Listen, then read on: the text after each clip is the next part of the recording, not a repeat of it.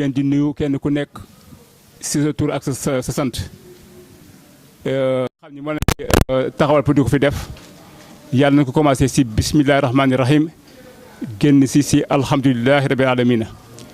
et yàlla na yàlla dàqal nu seytaane tàppe xol yi ba liñ fi bëgg def yëpp mu antu si jàmm. dañ leen woo ñu jege si région yi jege fu sore ñëw si ay heures yoo xam ni sax ñun boobu ñu ngi nelaw et ñoom loolu wane na ni seen pas-pas wane na seen pas-pas ak seen engagement et donc loolu wane na seen pas-pas ak engagement bi nga xam ni ak détermination bi nga xam ni moom ko bëgg a àggalee et ba yàlla defal ñu si li ñu bëgg ñun bureau ñu RENADES du bureau comité d'initiative bi nekk fii mooy décider wala mooy wax si coobare boo xam ne waxu boppam lépp lu ñu fiy def dañ koy def si liggéeyu équipe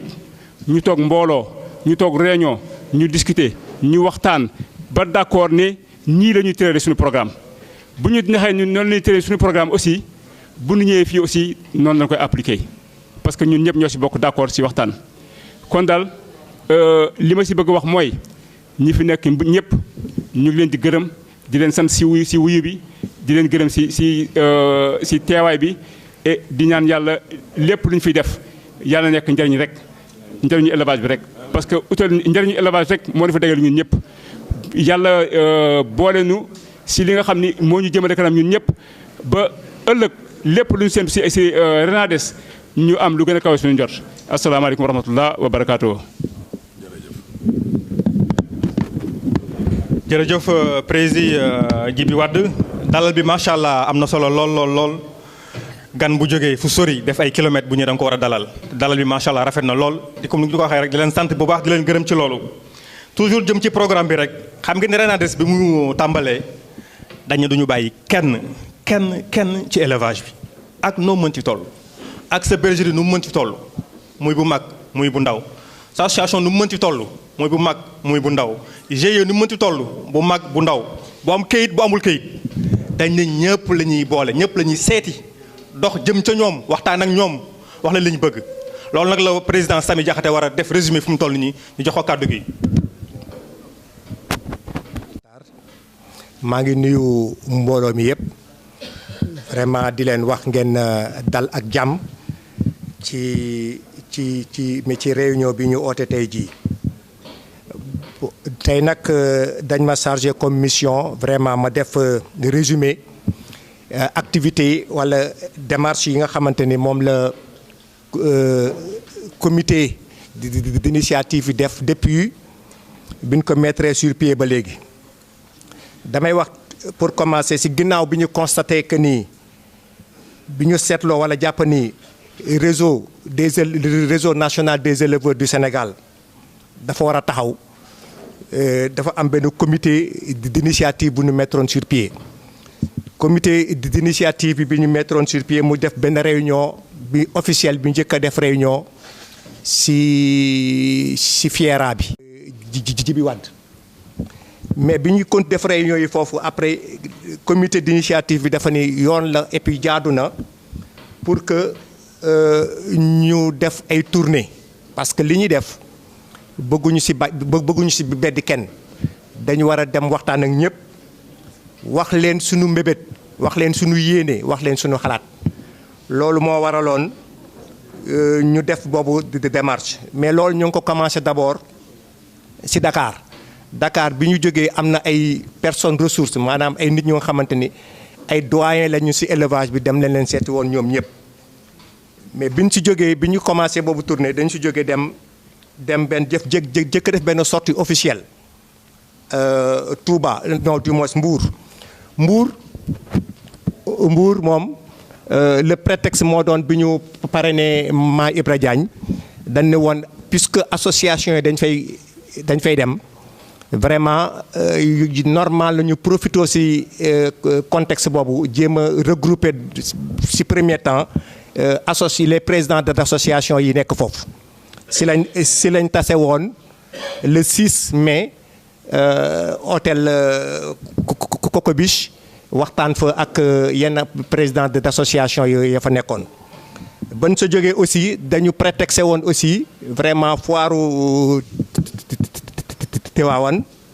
bi amoon ci cérémonie officielle bi amoon foofu ñu. dañu nañ xaar tuuti rek def assemblée générale bi def réunion bi mais liggéey bi day continuer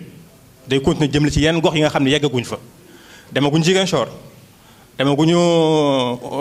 Kolda demaguñu Matam yooyu yëpp ay zones yoo xam ne la RENADES dafa war a dem incha allah te dina am benn planning bu ñuy teg incha allah mën ko dérouler pour mën a dem ci gox yooyu. comme li mu wax ci sama tàmbali rek xeebuñu kenn également xeebuñu fenn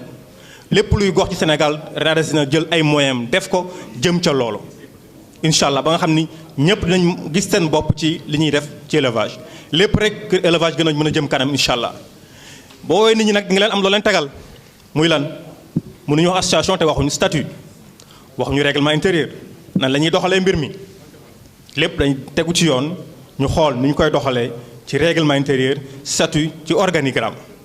loolu nag le doyen Niang Diallo mi nga xam ne mi ngi ci ministère de l'élevage yor inspection départementale bu Dakar ñëw bëgg ñu ko proposer mais proposition la projet la ah ok waaw léegi nañ dem na retraite macha allah. donc proposition de règlement intérieur de statut et d'organigramme la proposition la projet la newul dañ ko defa pare rek ñëw jëbbal leen ko ne non lii la non déedéet RENADES doxeewul noonu lépp luy dajale xalaat waxtaan RENADES loolu la nekk tey jël xalaatu ñëpp boo léegi li mu yor akas néew jéem a xool nu mu koy développer nu mu ko jëmalee kanam loolu mooy njëriñ li donc doyen bu fekkee kale nga lépp xam naa sax kale na lépp bu yàgg présentation bi dañ koy jox rek mu wan ñu liggéey bi mu liggéey xam naa ni sonn na ci macha allah mais lépp ci RENADES gën a jëm kanam incha allah jërë ngeen jëf. kon ñu ngi nuyu ñi fi teew ñëpp bu nekk turam ak santam fas yéene defal benn présentation xëy na bu gàtt buy tënk rek li ñu fi wax ci anam boo xam ne bi xëy na gis moo ciy gën a bàyyiloo xel nit ñi waaw. li ñu fi wax yëpp dëgg la bon RENADES dafa judd ci benn contexte ba pare am lu tax ñu kii ko te dañu gis ne agriculture ak élevage ci Sénégal dañu fi am solo trop ci développement réew mi rawatina nag élevage bi nga xam ne ci plan Sénégal émergent am na lu bari loo xam ne mi ngi ko ciy def mais booy seet ump na acteurs yi nga xam ne ñoom ñoo ko waroon doxal muy éleveurs yi bon bu ne éleveur nag bàyyiwuñu benn fànn. nit ñi ci ne lu yaatu la ñu nekk di taxawal fi mu nekk nii mais dañu gis ne politique yi ñuy tëral maanaam ci wàllu jumtukaay ci xalaat ak ci xel yoo xam ne dañ ko waroon a def pour suqali élevage mais éleveurs yi fi ne teew yëpp war nañ jàpp woo xam ne dëppoowul ak li ñu ciy xaar waaw ci fànn yu bari nag. léegi am benn mbooloo benn groupe bu ndaw bu ñu tuddee comité d'initiative mooy li président Samy wax léegi xalaat bi xëy na ñoom la ko yàlla jagleel mais moo na sax tàmbali ci ñeneen parce que ñun ñu fi nekk yëpp ay responsable lañ te xëy na amoon nañ xalaat bi sax mais xëy na ñii ñu amu occasion génne ko ñu gis ne mbir ñu lim fi yëpp dañu loo xam ne mais war na jar ñu taxaw xool nu ñuy def pour ñi nga xam ne ñoom ñoo ko seq am beneen cadre parce que am na fay cadre de concertation yu bari am na fi buy mën a lënkale ñëpp ñu élevage soxal pour ñu mën désormais di toog di waxtaan di nasandoo di noccandoo mais xëy na nag du lu jafe la mais du impossible te loolu yëpp jëm kanamu élevage tax ñu koy def développement élevage pour mu jëm ci kanam. léegi ñoom ñu xalaat ba ci biir mais proposition la comme ni ñu ko waxee nee nañ ko tuddee réseau xam nga la ma tax ñu nañ ko tuddee réseau parce que ay fédération ñu ngi fii ay association ñu ngi fii ay groupement d'intérêt ñu ngi fii ay individuels ñu ngi fii mais lii day wane ne xalaat bi que ne dàquju leen te aussi ñu bàyyi la xel ne du créé yowuñu luy exclure benn kuréel bu nekk Sénégal di liggéey mais au contraire lañu def benn kuréel bu ci kaw boo xam ne bii day gën a sax yéwén a liggéey bi nu ñu ciy retrouver ñoom seen biir ku nekk ak sa particularité ak sa liggéeyin mais ci anam boo xam ne bii ci jokkoo ak kii mën nañ ci am lu ëpp suy njort. léegi ñu nañ ko tuddee réseau national des éleveurs du Sénégal RENADES mooy li ma wax léegi ëmb kuréel yi fi nekk yëpp sans exclusion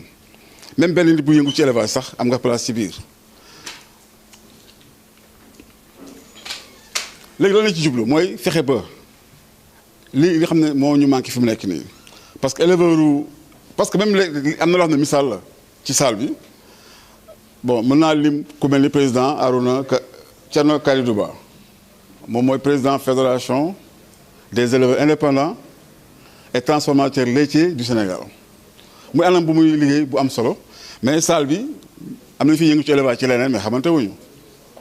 mën nañu wax la même chose ci association des bouchers abattants détaillants ñu nekk ci salle bi nga xam ne ñoom seen liggéey mooy rey ay nag ak ay xar di ko jaay te bu defee xayma ci xayma bu ñu def ci lu wér at bu nekk ci seen wàllu liggéey dañuy dugal 7 milliards ak lu ko teg ci département Dakar rek ci njaay mi yàpp te amul fenn fu mu leen féete te kenn ci salle bi te nekk ci kuréel yi liggéey fii loolu ëmp na ko bon xëy na suñu jëlee yeneen fànn aussi c'est la même chose mooy éleveurs yi laa dum ñu ngi capital bi ñu yore fi nekk xam ñu ñaata la te pourtant ay milliards la mais nag pour loolu yëpp dàqu fi li ñu bëgg mooy fexe am benn interconnexion ci benn cadre mais cadre bi nag ñu dëppoo li yoon santaane parce que lépp dañu bëgg comme ay responsable ñoo ko taxawal bëgg nañ li ñuy def yëpp mu dellu ci légalité maanaam li yoonu Sénégal tëral pour képp ku yëngatu ci mbir ci kuréel mu nekk ak loo xam ne lii yoon dàqu ko mooy li ñu wax nii ci biir ñu jàpp ci ay ponk yoo xam ne yu am importance la mooy partenariat bi ñu war il faut ñu am si suñu biir ñun éleveur d'abord mooy li ma la wax léegi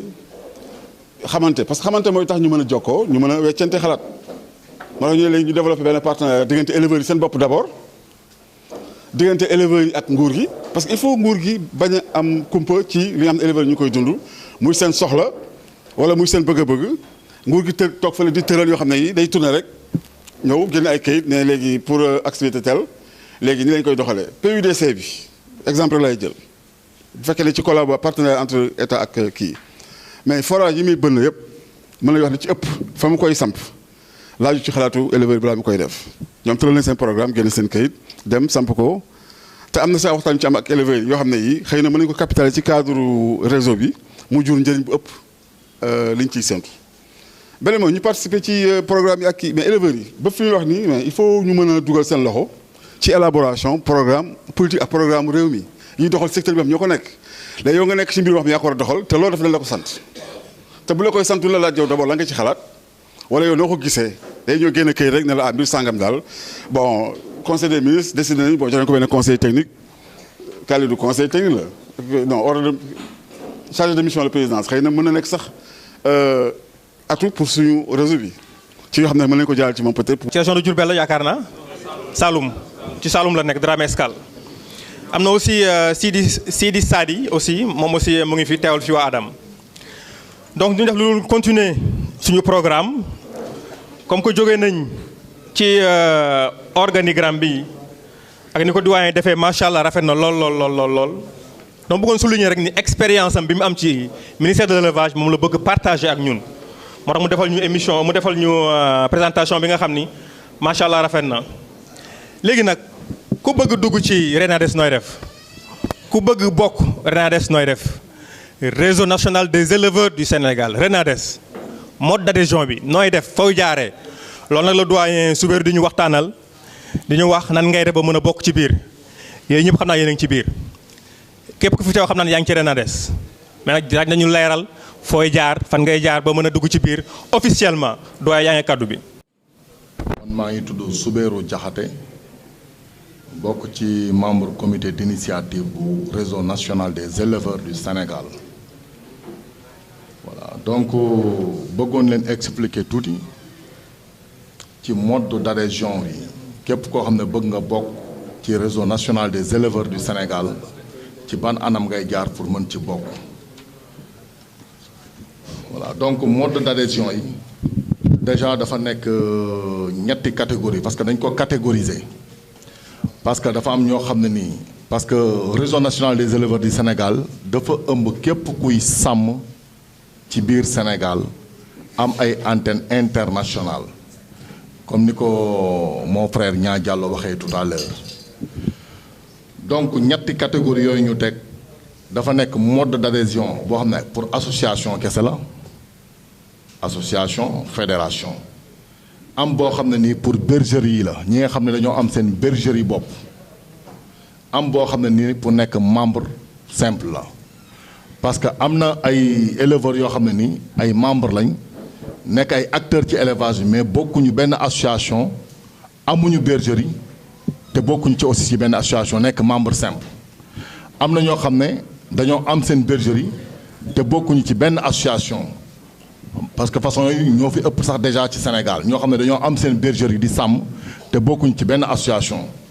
comme boo xoolee mën naa joxe exemple comme Omar Sow mi toog bergerie la yor bokkul benn association peut-être César lay fréquenté mais bokkul benn association am na ñoo xam ne ni dañoo am seen bergerie bokk ci association nekk membre ci association yi comme man dama am sama bergerie ba pare nekk membre ci association léegi ñu ne dañ ko catégoriser noonu ñu ko catégoriser association yi souvent bu ñu leen daan fédéré à l'époque dañ daan def association bu nekk sa mode d'adhésion ñu ne da ngay ñëw nga joxe adhésion droit franc symbolique 100 000 francs pour association maanaam association boo xam ne day adhéré wu ci biir réseau bi 100 000 francs moom lay adhéré wu. ñu ne pour bergerie indépendante yi ñi nga xam dañoo yor seen bergerie bopp 50 000 francs la ñuy adhéré wu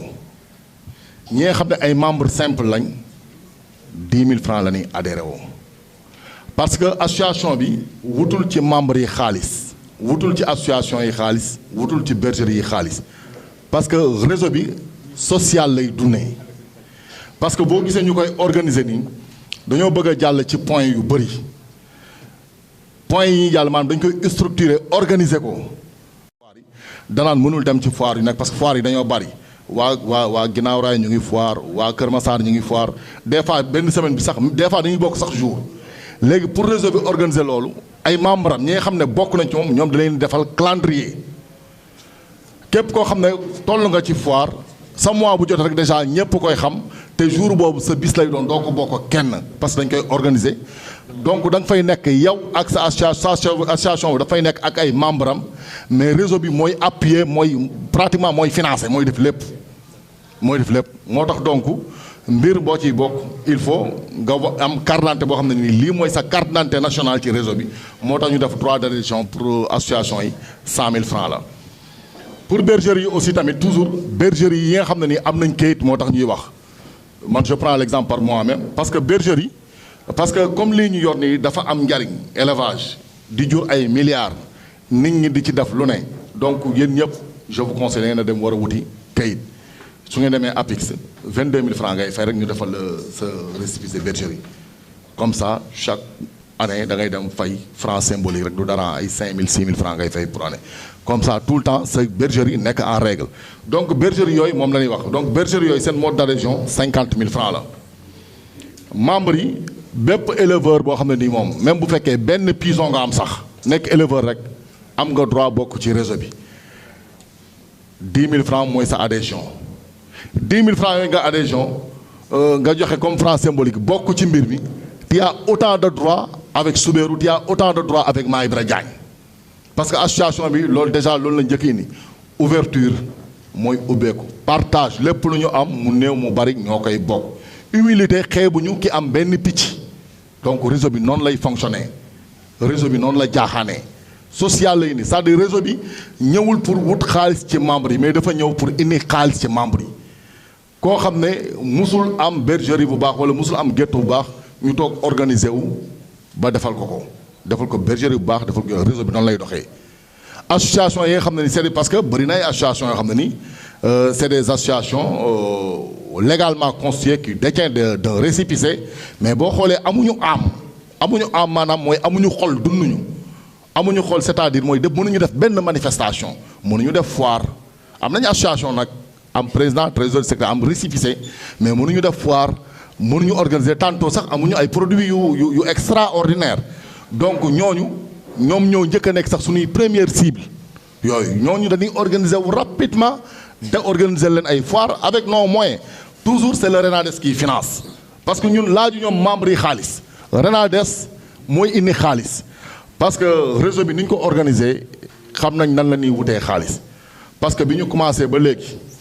li ñuy def lépp ay moyens moo koy def te kenn xamul fu moyens di jógee donc association noonu la war a tëddee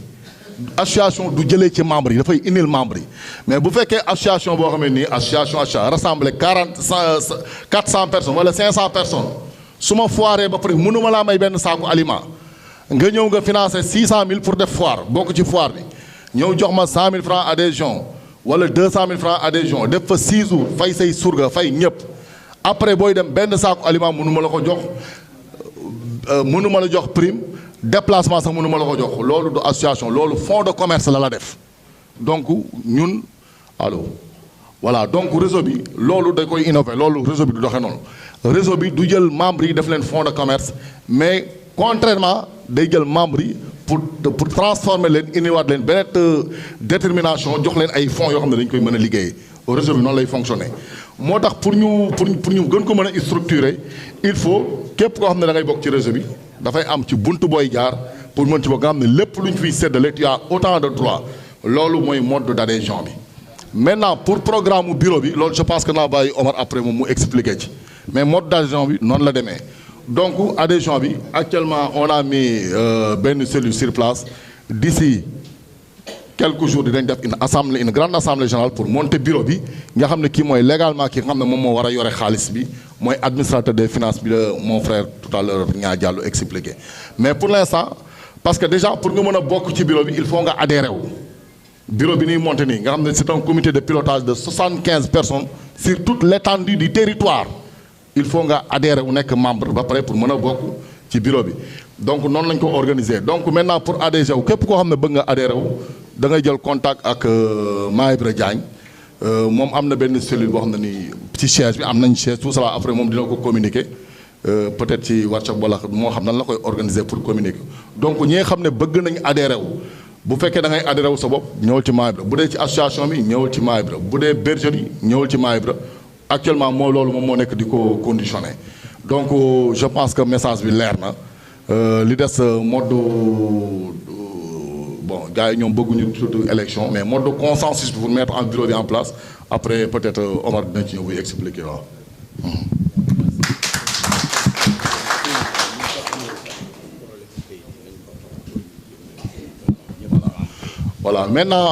voilà maintenant commission bi aussi tamit pour problème mu association yi wala bergerie yi ñi nga xam ne amaguñu kayit boo dép parce que association déjà ñoom ñëpp même ku ci récépissé am génnul am na certificat de dépôt maanaam bi nga ñëwee à la sous-préfecture ou bien à la préfecture tantôt même à la gouvernance bi nga déposé jox nañ la un certificat de dépôt donc certificat de dépôt boobu tamit ku ko déposé auprès de moi-même ça fait foi en quelque sorte donc ku am certificat de dépôt si mën na ko déposer waaw au moins daal il faut présenter un document administratif parce que ñun structure bu organisé wu lañ donc dañuy insister tout le temps ci document administratif yi donc association yi nga xam ne seen récépissé yi génnagul mën nañu jël seen certificat de dépôt bi nga xam ne moom lañ kii ñu indi ko waaw ak ñi bëgg a bokk aussi bu dee candidat indépendant yi moom je pense que carte d'identité lay indi ñaari photo carte d'identité parce que moom lay def ci carte de membre ñëw déposer ko ñu defal ko carte de membre am donc daal waaw. am na ñoo xam ne dañoo bëgg këyit te amuñu këyit amuñu yoon bu ñu koy jaar ñun mën nañ leen ko kii defal leen ko pour en cas borom bergerie yi ak ñi nga xam ne dañoo bëgg a déposer këyit mën nañ leen ko wutal Renades mën na leen ko wutal nu mu gën a gaawee mën nañ ko indi ñu déposer leen ko nga xam ne dana génn incha allah du am benn problème parce que mën nañ ko yóbbu ci gouverneur direct mu defaral ñu ko lépp ñu indil ko jox ko nit ki parce que problème mu këyit mooy problème mu bergerie yi parce que soo xoolee bergerie yi bari nañ mais problème këyit c'est mooy seen problème bi ñu demee demandé nañ ko ñaan ko wax ko mu ne su ku ngeen gis mu bëgg tamit incha allah moom taxaw na pour defaral ko bergerie am këyitam jërëjëf. voilà merci beaucoup donc Maïbra da doon complète rek donc loolu mooy message bi jërë ngeen jëf merci nga joxe sa photocopie carte d'identité wala nga jox ko parce que reçu yaa ngi nii da lay bindal nga kii waaw 10 000 mooy annuel yi non xam nga réseau bi ñëwul pour wut xaalis ci membre yi c'est-à-dire da ngay bokk ñun ñoo lay jox xaalis mais du yow yaa lay jox xaalis réseau bi noonu lay doxee voilà donc 10 000 francs symbolique la rek parce que 10 000 sax dama waxoon daa bëri man 1000 francs laa ko doon def 1000 francs voilà. am kayit macha allah boo yorul kayit nañu teg la ci yoon pour nga mën a am kayit loolu maa Ibra wax léegi képp kuy association nga yor kayit baax na ñëwal képp kuy bergerie nga yor kayit naam ñëwal boo yorul kayit nag ñu wan la yoon bi nga mën a jaar am say kayit nga mën a bokk ci Renades lépp loo gis dafa laaj formaliser dafa laaj def dugal ko ci yoon moo tax ñu ne nañ ñëpp am kayit ëllëg bu ñu nee Renades ana ñu ne ñoo ngi nii ani seen i kayit foo leen mën def loolu lañ laaj d'accord am ngeen association taxaw ngeen mais ani seen i kayit ñu amul woon nañ ci farlu bu baax a baax toppatoo seen i kayit buñ jaaree ci Renades ndimbal la seen kayit dina mën a yemb incha allah di rafetlu teewaay bi rek ci loolu leen wax ne rek discussion yi léegi day continuer macha allah wax nañu suñu programme jëmale ci tàmbali ba léegi dañ leen jébal kàddu gi yéen ñi assemblée bi yéen ñiy gan yi ngeen wax seen xalaat ci liñ fi présenté boobu ba léegi ni ngeen ko gisee ni ngeen ko déggee bën ko jëmale kanam waxtu julli dafa jege si leen di bàyyi ngeen dem jàpp julli gën a xalaat ci question yi ak ci contribution yi def nañ ay tournée dem ci mbokk yi ci dëkk bi mais bëri na ay contribution yu bare yu am njëriñ yu gars yi def ci région yi macha allah également ci Dakar mais nag bu leen demee julli ji rafraîchir tuuti laal tuuti ndox ba xaw a seddaat ngeen ñëwaat gën a réfléchir ci contribution yi également ci question yi am na solo mais nag ci discussion yi dañuy cëral également waa région yi suñu gan yi képp kuy président jóge ci région yi bu ñu sañoon nga jël kàddu wax sa xalaat jërë ngeen jëf léegi moo ko doon def joxe nañ fi organigramme bi doyen ñaa Diallo moo ko def léegi maanaam bureau bi nu muy taxawee statut bi nu muy taxawee yëpp def nañ ko léegi également Soubérou Diakhaté wax na lan la ñuy bokkee ci Renades lan mooy mode d'adhésion yi foofu lañ toll woon jël pause dem julli te ñëw donc di commencer ci bismillah rahmaani rahim di wax ni fu mu toll nii dañuy ubbi discussion yi dañuy ubbi waxtaan yi xeebuñu benn xalaat xeebuñu benn proposition xeebuñu benn suggestion dañ bëgg mu nekk échange waxtaan ngeen wax jox ñu ñun aussi ñu xool analyser delloo leen xeebuñu benn contribution mais balaa loolu dañuy présenter Philippe Badiane moo xam ne moo yor li ñuy wax filière porcine leen wax ni rek Renades bàyyiwul dara ci élevage bi mala bi gën a ndaw ba bi gën a mag booyewuñ ci dara moo tax Philippe mi na la toog moom moo yor li ñuy wax filière porcine am na également Mamadou Faye également bu Agicom lépp lu ñanaaw également ñoom ñoo ko yor donc pour wax leen ni rek franchement Renades dafa yaatal dafa ubbeeku dafa élargir jëmale ci élevage donc discussion bi dañ koy tàmbali léegi comme ni ñu waxee rek xeebuñu benn proposition xeebuñu benn suggestion ku ci am xalaat na nga ko waxtaan na nga ko wax ñu waxtaanee ko xeebuñu dara li ñu bañ rek mooy ñu jógee fi mu am ay lënt suñu xel loolu la ñuy bañ lépp war na mën a leeree fi ñu toog nii tey incha allah yàgg nañ dégg réseau bi fan la commencé fan la réseau bi nekk est-ce que am naa réseau gars yi ñu koy wax lu bëri est-ce que am naa réseau yàgg na ñu naan réseau bi fan la tàmbalee fan la commencé fan la ñu nekk est-ce que ñu ngi Sénégal est-ce que génnuñu Sénégal c'est l'occasion aujourd'hui ñu waxtaan ci réseau bi lépp lu leen xalaat bu leen lënt ci réseau bi ngeen posé ko initiateurs yaa ngi nii ñi ko tàmbali ñu mën leen a tontu ci loolu leeral ko incha allah waxtaan dañuy cëral li ñuy wax les présidents d'association ay gan lañu yori mbooloo jóge fu sori ci ñoom la ñuy tàmbale loo gis nag cër def cee baax donc dañuy tàmbali ci président association yi rawatina ci président Ousseynou Thiam bi nga xam ni moo yor ASPEM bu Saint-Louis mu lay jox kàddu gi jërëjëf. ñi ngi sant dolli ci li ñu santoon di gërëm dolli ci li ñu gërëmoon ñu ngi julli ci nabil Moustapha sallallahu alayhi wa sallam di yëkkati sañu kàddu muy kàddu mbégte xam ni dañ ñu ko fi jox te cër boobu dafa wékku ci yaakaar yàlla bu seen yaakaar tas du daraja du maqaama du am-am du diisu mbagg yu diis mais yaakaar rek la yàlla bu mu tas. amiin amiin amiin. di dellu du nuyu mbooloo mi ñëpp bàyyuñu kenn amul xàjj amul sen man nag xëy na sama position dina leen xaw a ñenn ñi daañu laajte effectivement am na benn structure bu si nekk fa laa bokk muy FENAFO man maay premier vice-président ba sama teewaay tey fii tamit nit ñi daañ ma laaj wala daañu xalaat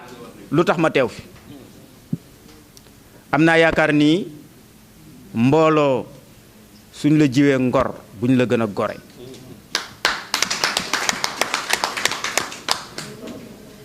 mbir mi nag yàgg naa ci yàgguma ci parce que depuis 75 maa ngi ci di ci yëngu yàlla defal ma ci lu ne ma koy sante yàlla sant bu baax parce que njëriñ rek laa ci gis bi ma ci nekkee ba léegi njëriñ kese laa ci gis gisuma ci leneen coono bànneex rek laa ci gis di si dol di sant yàlla fii ñu toll nag mbir mi dafa leer lu tax ma ne mbir mi dafa leer mooy dafa am loo xam ni dafa yëngu jóg jëm ci éleveurs yi muy structure bi ñuy wax RENADES xam nga mënoon nañu tëb rek comme genre pyramide rek commencer par le sommet pour venir à la base dara du fa baax mi ngi mel na ngay defar bâtiment rek commencer ci kaw bëgg ne après da ngay defar fondation dara du taxaw heureusement sukkandiku nañu ci erreur yi nga xam ni amoon nañ fi wala ay doxalin yoo xam ni du woon ay doxalin yoo xam ni éleveur bi dina gis boppam ci li muy yëngu ñu commencer par la base def des tournées régionales waxtaan ak ñañu war a waxtaan indi seen ay xalaat nit ñi toog wax ak ñoom ñu jokkalante ci loolu la ñu nar a sukkandiku en tout cas loolu mooy démarche bi normale ci loolu la ñu war a sukkandiku pour maintenant mettre sur pied la structure loolu lu am solo la lu am solo la ma dégg dans les présentations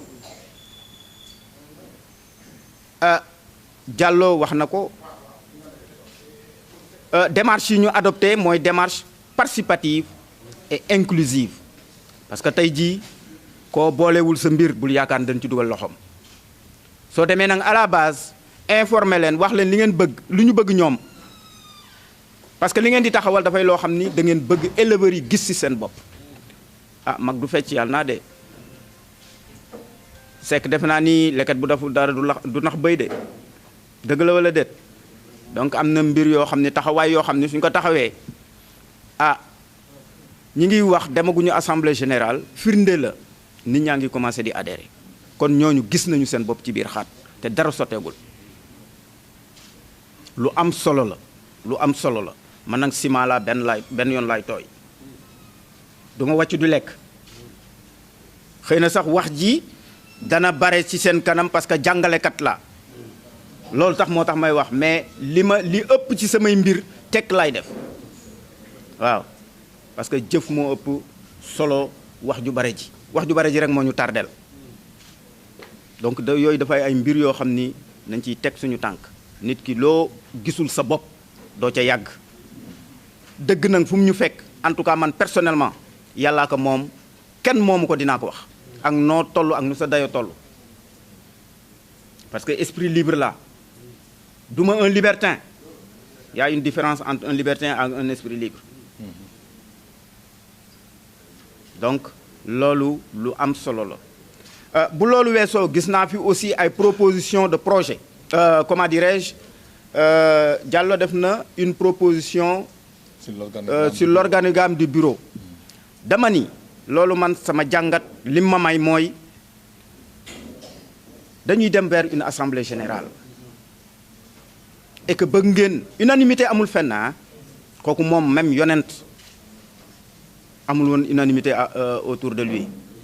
mais doon na rafet su ngeen mënee seen projet yooyu toutes les associations dina metti nag parce que mbir mi moom dana saf ngeen jox leen ñu dem réfléchir ñu jox leen un temps ñu indi leen parce que proposition ngeen wax donc su proposition amee rek laaj na réflexion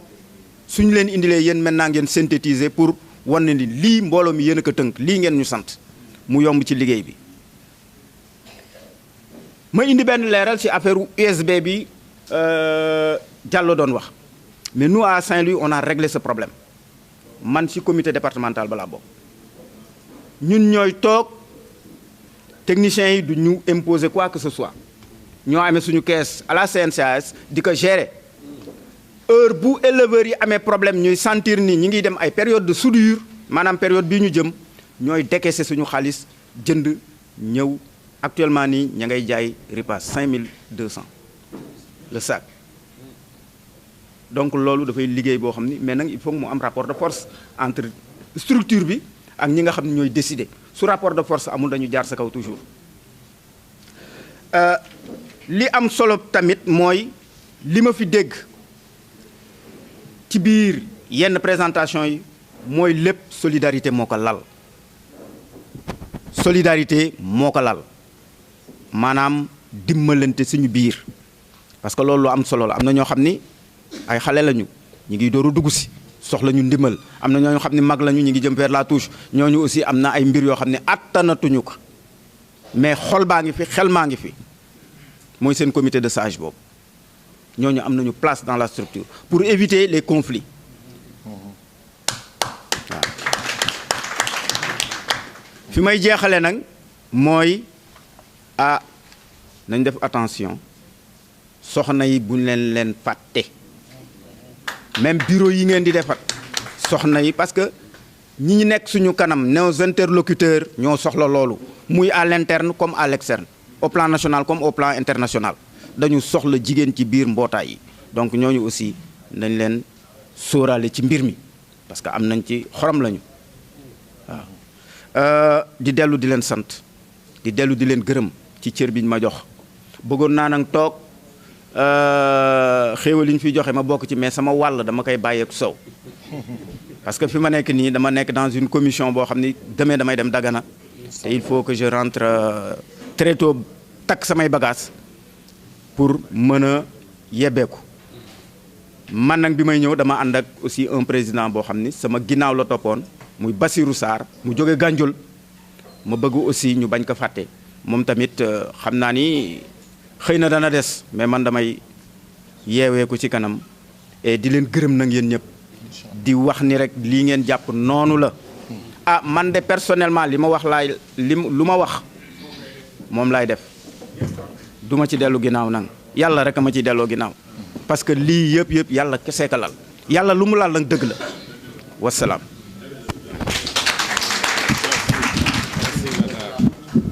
macha allah amul gis ñu ko fenn loolu laa ko bëggoon laaj na ko présumé ani soxna yi waroon nañ mën a ñëw nag ñëw participer ci réunion bi mais macha allah bi ñu def Saint-Louis am na solo akay bi di la ci gërëm di la sant bu baax ñu jox ko doyen ji bi rek mu def benn témoignage ci président Ousseynou Thiam. bon jërë ngeen jëf li tax ma jël kàddu gi mënul ñàkk témoignage bu ndaw rek laa bëgg a def du ma jël benn temps mais si jëmm ji di président Ousseynou Thiam mi nga xam ni moo wax ba daaneel ma leen di xamal ni nit ku engagé la nit ku déterminé la nit ku dëggu la nit ku am kàddu la nit ku am pas-pas la te aussi ma leen di xamal ni nit ku am fit te ñun actuellement nii bu ñu jël modèle ak référence dañ ko jël si moom mii gis nga bi ñu commencé suñu mbir mi di ko kii ba léegi chaque fois ñu woote réunion envoyé na délégation secrétaire général ak ay nit ñu ñoo fekk ko te moom pourtant am na fu mu bokk mais xam nga nit ki bu la woowee par respect war nga dem déglu ko sax pour xam ndax li mu lay wax ndax njariñ a ngi ci wala safaan a ngi ci bu ci njariñ nekkee nga ànd ak moom bu ci njariñ nekkul nga xam ni li mu lay woo jarul topp donc liñ def na ko mais li tax may wax mooy moom il est dans l'enseignement c'est un inspecteur de l'enseignement donc dafa am xat-xat bu mag bu mu nekkoon ma woo ko ne ko dañuy def réunion de préparatoire bi fii tey samedi mu ne président dëgg bëgg naa ñëw mais dama tënku aw ma jot dimbali leen ma su ngeen ko mënee différé ngeen renvoyé ko parce que je vais être présent ma ne ko am na loo xam ne rëcc na ba pare parce que ñun lance nañu invitation yi ak yëpp mënatul nekk dégg nga donc si ngant la ñëwee moom si ngant la ñëwee pour jëmmal nu pour kii bi pour partager ak ñun li nga xam ne moom la ñuy def nii. jógee ba Ndar nag di ko ñëw fii ñu ngi koy sant di ko gërëm loolu laa bëggoon mbooloo mi xam ko ngeen tàcc ko bu baax asalaamaaleykum wa rahmatulah taala barakatu. jërëjëf président Djibi Wade. ak tamit di wax ni man maa ngi tudd Pape Ndaw nekk antenne régionale région de Thiès nekk membre ci REIT donc tey ma ñëwee fi ñaari casquette parce que démb président Diallo woo na ma mu ni ma jot na lettre bi ñu ko envoyé mais mu ni ma comme que Pape ñun wooteeguñu assemblée générale donc bu ma ñëwee day compliqué mais comme que yow membre nga ci REIT nekk coordonnateur bi nga xam ni yaay antenne régionale bi yow teewaaleel ñu fa ma ne ko incha allah rabi sama casquette dina teew seen casquette dina teew bon bu loolu weesoo ñu ñaan yàlla rek ci lii nga xam ni moom la ñu tënk ëmb ko di ci dox boobu ba léegi woote ci weeru tedd bii muy weeru koor bi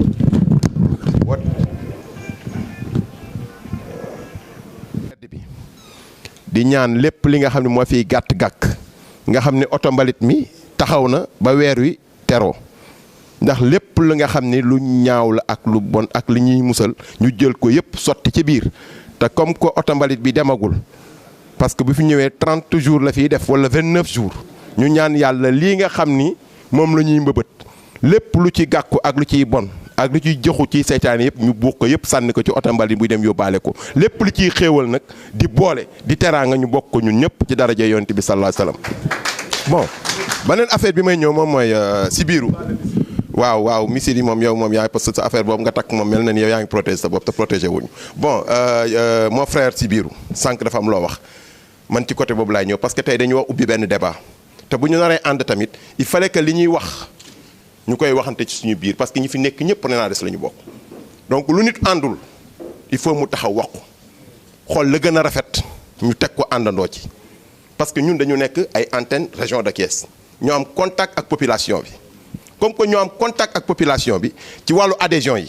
je pense que ni war nañu favoriser ki nga xam ne mooy antenne u Thiès bi nga xam mooy am contact directement ak ñi nga xam ñooy membre RENADES yi parce que moo leen dem di leen doxi ji di waxtaan ak ñoom ñu ñëw adhéré nañ leen jox faveur au moins ñoom ñuy nangu adhésion bi xool li nga xamante ni bureau provisoire noonu la ko doxee ak noonu la ko taxawale ba nga xamante ni ñoom bu ñu ñëwee ci antenne régionale bi nee ni ku bëgg a adhéré nii ngay def ak nii dafa leen reçu def ko ni nga xamante ni moom la comité initiative bi teg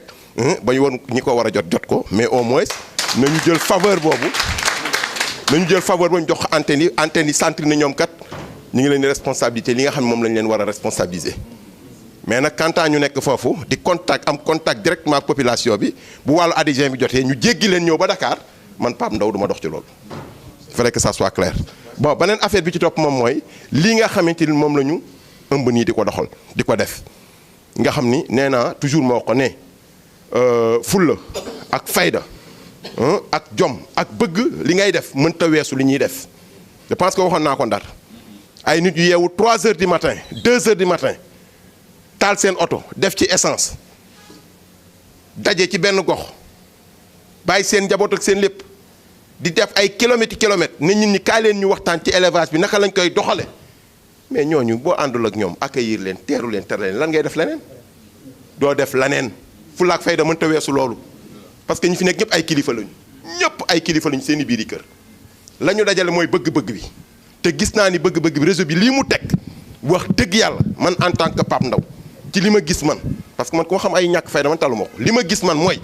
vraiment ñi doxuñu dul ci dimbali élevage ak fépp fa élevage war a àgg mu àgg fa mais bu ñu fàtte tamit effectivement dégg naa ñu koy wax comité international parce que boo xoolee au niveau de national ñu bari ñu ngi ci àll bi am fi ay bergerie am fi yeneen ak yeneen te seen i bagage ak seen i yëpp mi ngi yàqu loolu tamit foog ñu xool ko xool naka lañ ci wutee ay pexe ak ñooñu tamit naka lañ leen di mën a contacter ñàkkul sax peut-être bis dana ñëw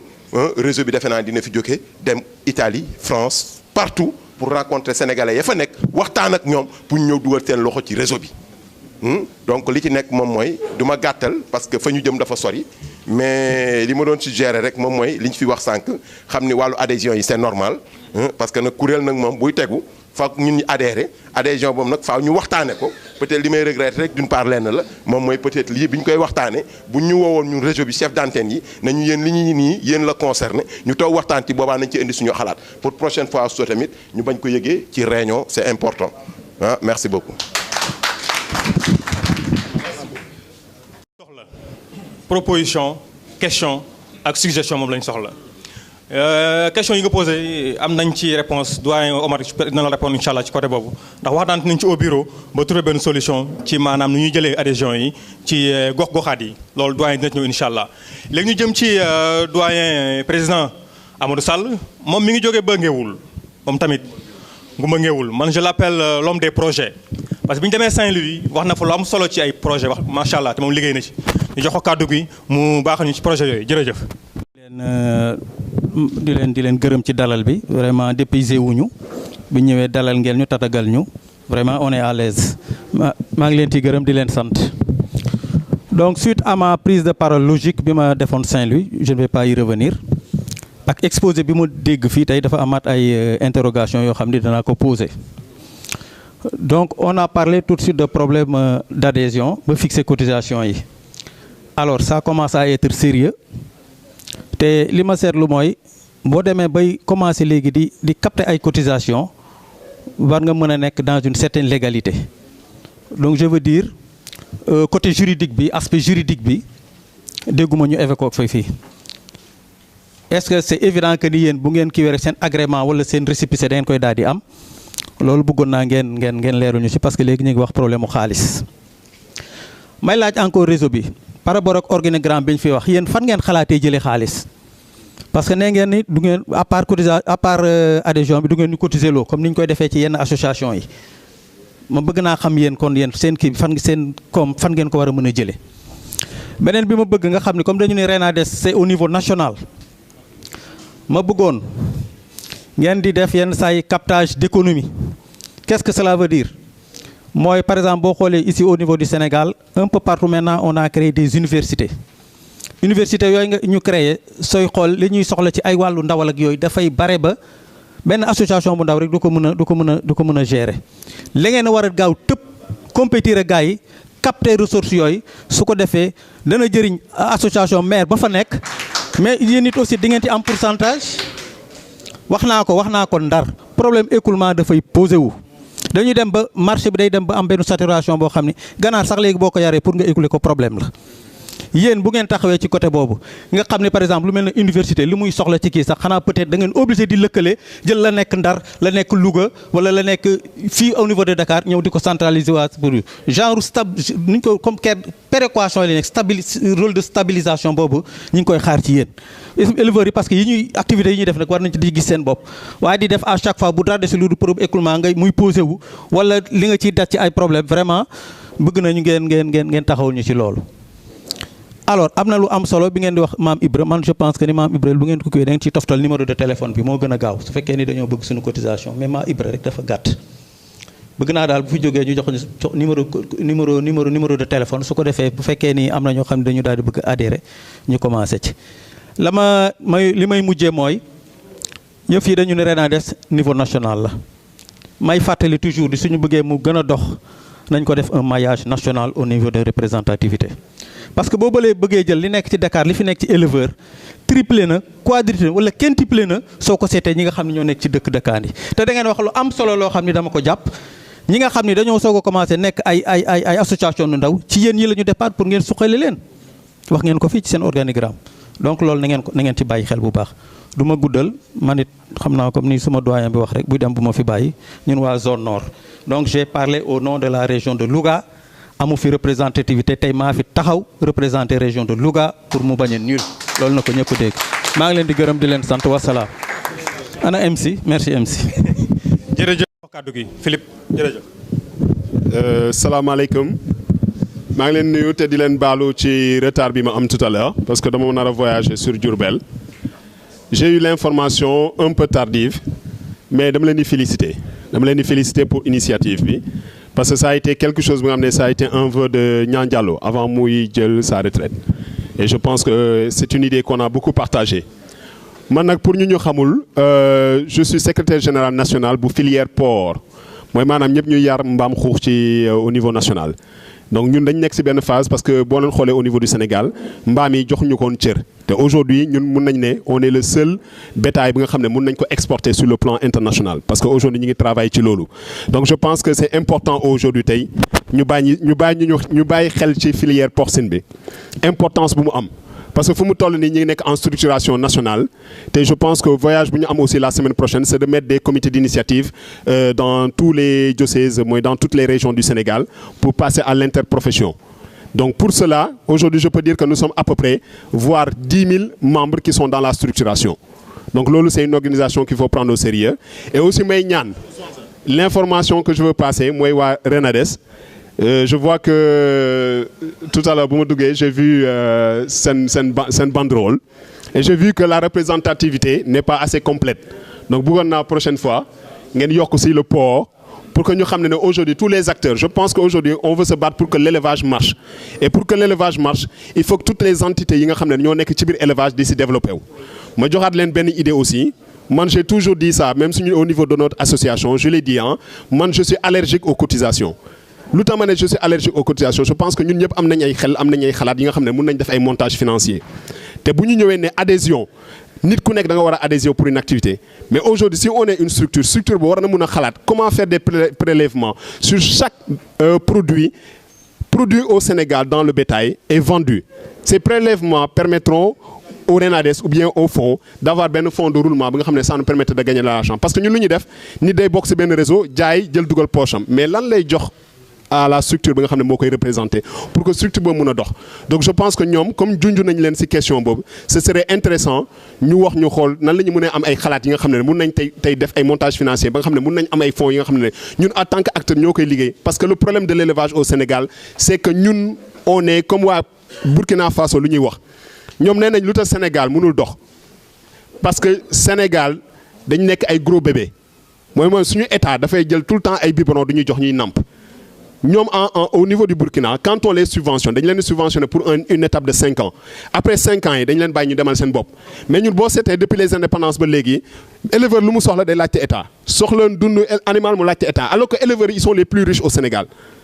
ñun il faut que ñu nangu comprendre ne ñun on est détenteur d'un potentiel financier important dans ce pays. Il ne faut pas nous considérer suñu bopp comme ay néew doole wala di considérer comme suñu bopp comme ay gars yu pauvres di ñaan toujours l'État pour qu'il nous subventionne. Je pense que l'État c'est juste un accompagnement. Ñun aujourd'hui war nañu mën a structurer ba def di dugal au Sénégal des milliards jusqu'à ce que l'État du Sénégal bu amee problème pour fay enseignants yi sax ñu ne ko ok on prend dans notre fonds lebal la nga fay enseignants yi demain ñu xoolaat lu ñuy def. Parce qu'en Côte d'Ivoire, quand il y a eu la guerre, l'activité Côte d'Ivoire est bloquée. C'est l'interprofession qui évolué au niveau de l'huile de palme qui a donné 10 milliards à l'État de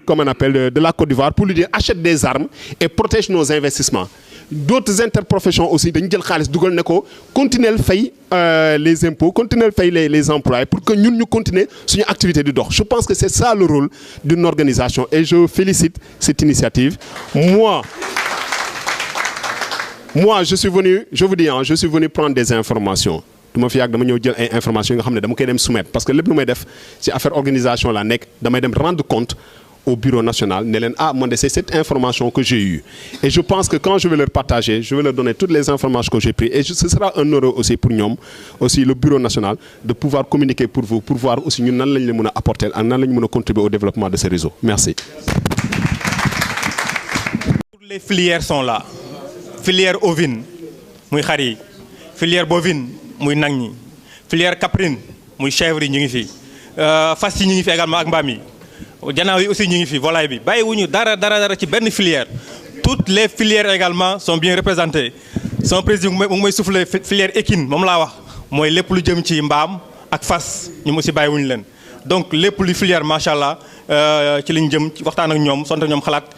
Pour le mën a jëmale élevage kanam am nañ fi également président bu ñëw léegi président Samba Fall moom moo yor groupe bokk sàmm bu Guédiawaye am nañ également doyen Badiane moom mooy également président ADEOS Badiane ñu gis la donc moom moo toogee noonu donc moom moo yor ADEOS moom mooy président ADEOS donc loolu mooy président yi fi teew ci diggante bi di jébal kaddu gi kenn ku am solo également ci Renades muy kan muy doyen Libaas Ndoye wax naa léegi doyen Sall mooy l'homme des projets mais l'homme de la sécurité mooy doyen Libaas ñu jox ko kàddu gi. Auzubillahi mina shaytaani rajiim. Asalaamaaleykum wa rahmatulahi taala wa barakaatuhu. Mbooloo mi maa ngi leen di nuyu ku nekk turam ak santam ma présenté wu man maa ngi tudd Libaas Ndoye, officier supérieur de gendarmerie là à la retraite. gaa mënoon naa passé fii sax waaye dëgër bopp ak bañ ku ma yab moo tax ma yem foofu ne mënoon naa ko dépassé. loolu pour rek def introduction xamal leen ni ba ma ñëwee ci réunion ba ma jëkki ñëw foofu toog déglu nit ñi wax.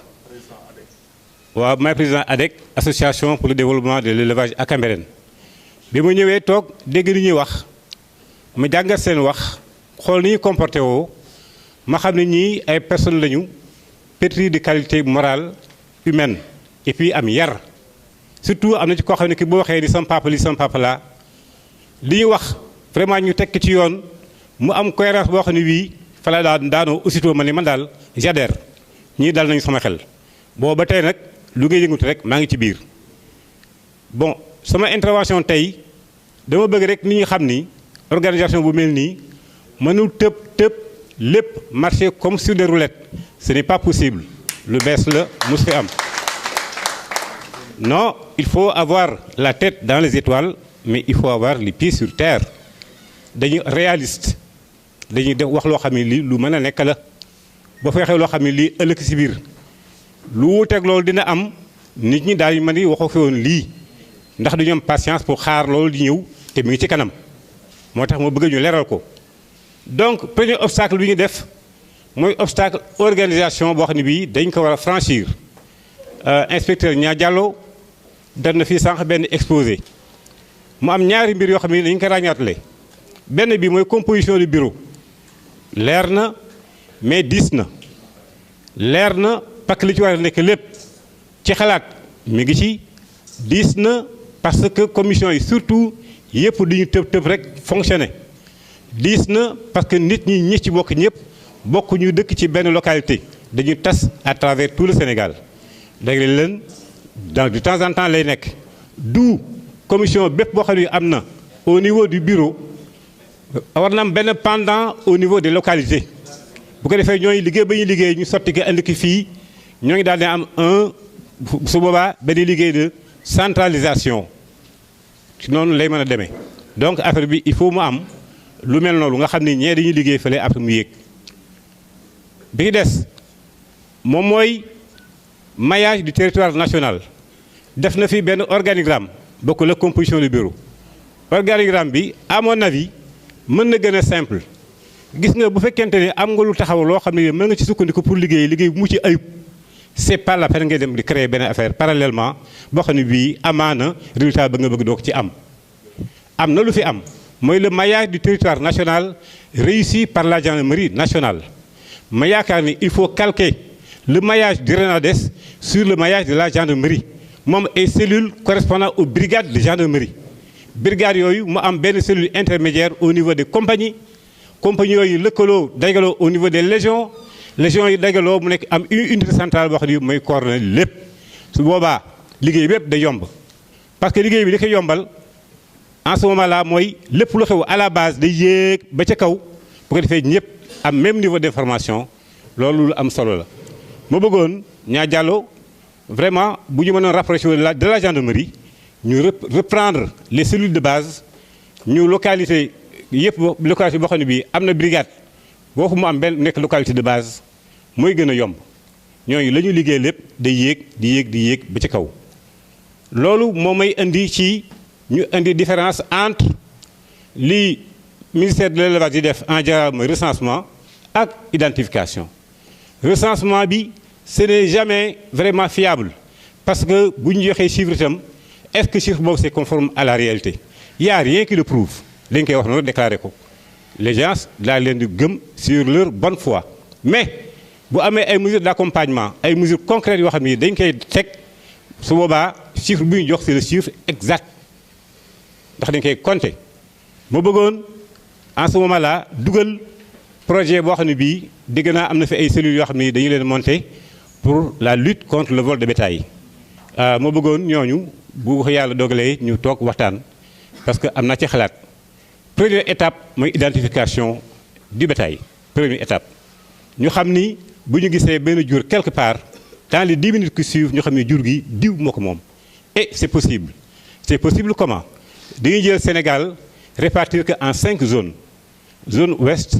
zone est zone nord zone sud ak zone centre ñu boole ci la Gambie mu nekk 6e zone bu nekk ñu jox ko benn couleur bi mooy nekk couleur bouclette bi ñu def nopp xar bi mu am nag un numérotage de 1 à X au niveau de chaque zone numérotage bu nekk correspondre ak le nom du propriétaire et ses coordonnées su boobaa un mouton de Tamba ramassé à Dakar dans les 10 minutes qui suivent on pourra savoir que Abdou Sow bu dëkk Tambacounda moom xar bi. À partir de ce moment-là le tour est joué à partir de ce moment-là les forces de l'ordre ku ci gis xar boo xam ne bii quelque part couleur ba mu yore bokkul ak couleur ba mu nekkee am na droit à ce moment-là enquêter pour savoir xar bi fan la jógee ñu daal di laaj borom mais dama ko jaay kooku jaay mu ni diw yow noo tudd diw et de suite loolu dafay lutter contre le vol de bétail dafay mettre également à contribution les brigades de gendarmerie parce que ñun on n'a pas la possibilité pour le moment de mettre un élément au niveau de chaque cellule pour muy toppatoo ce qu'on appelle la lutte contre le vol de bétail. Pour dégrossir, c'est tout ce que j'avais à dire pour ne pas monopoliser la parole. Li des mën nañu ko waxtaane en réunion de sectorielle ngeen baal ma wax asalaamaaleykum wa rahmatulahi taala wa barakatuh.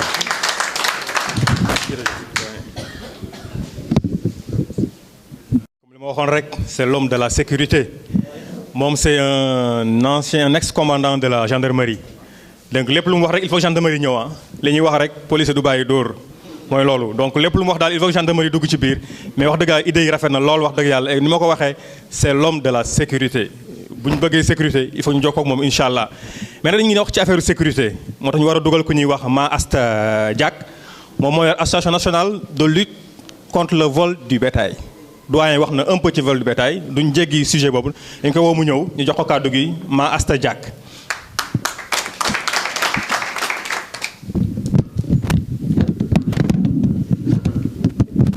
asalaamaaleykum